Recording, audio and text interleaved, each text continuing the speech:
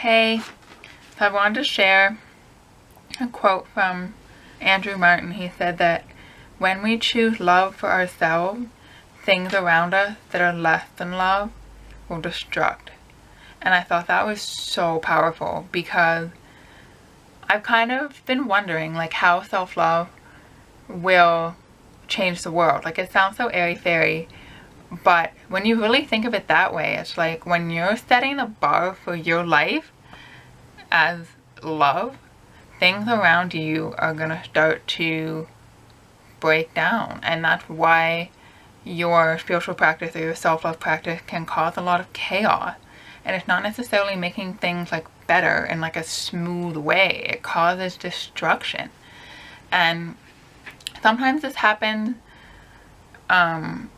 just by things like leaving your life. Like certain friendships might just kind of drift apart, and that's kind of when things go more smoothly. But I've noticed for me, there are a lot of situations where like I have to take action to destruct it, and that's what I've really been resistant to doing. And I'm wanting things just like magically go away, but you have to, in some cases, like be the one to break it down. But what happens is the more that you love yourself, the more intolerable the situation will become, to the point where the fear of taking the action is actually less than the pain of like keeping it the way it is. So it could be as simple as like, I don't know, let's say there was like garbage in your neighborhood or something, and you like walk past it every day and you don't really think about it. But then you start to love yourself. Your practice of like, I deserve love, I want the world to be like a really loving place. At some point you're going to look at that garbage on the street and be like, that garbage is less than love. And you're going to do something about it. You're either going to clean it up, you're going to pay someone to pick it up, you're going to ask someone else to clean it up. Like, you're going to do something to take that like out of your reality, because you've set the bar that you're asking for love. And that happens in your relationship too. Like, you're either going to say something to the person and be vulnerable and say like, look, this is what's going on, and I'm hoping that we can resolve this thing that I've noticed, and maybe you'll grow together. Like, you'll bring that person up to the standard that you're asking for. But in other situations, the relationship just may need to end. And I think that what I've been resistant to is I've thought like, oh, if I can just love enough, I can basically like force this person to be what I need them to be.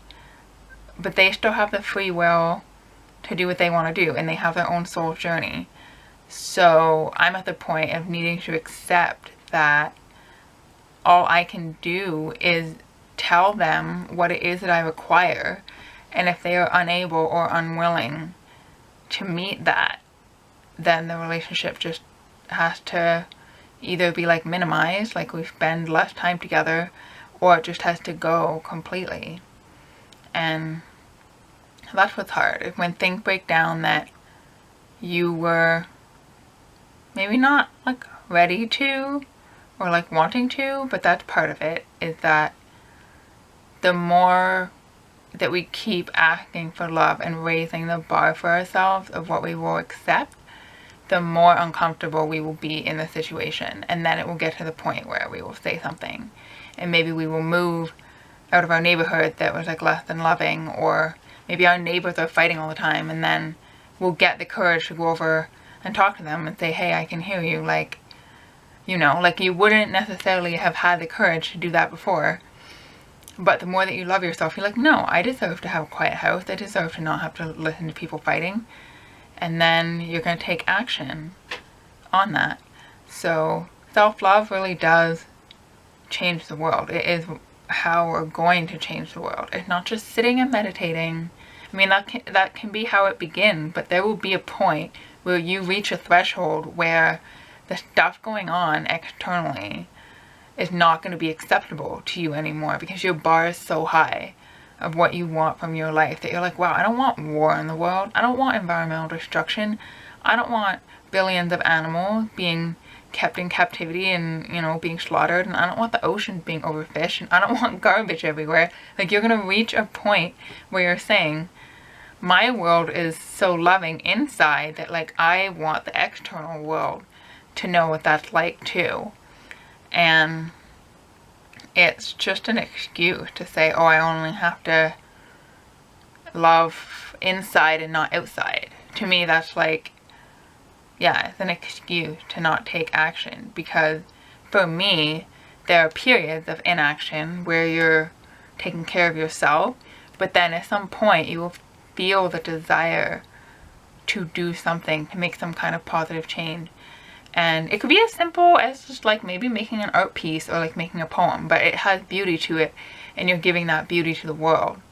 And then other people are going to feel the desire to, I don't know, change the political system, change the education system, change the financial system. Like, people are going to have the desire to do that. That's part of loving yourself, is unleashing those talents that you have and unleashing the things that you came to this world to do. And then your self-love is what is going to make it really, really uncomfortable to not do that thing.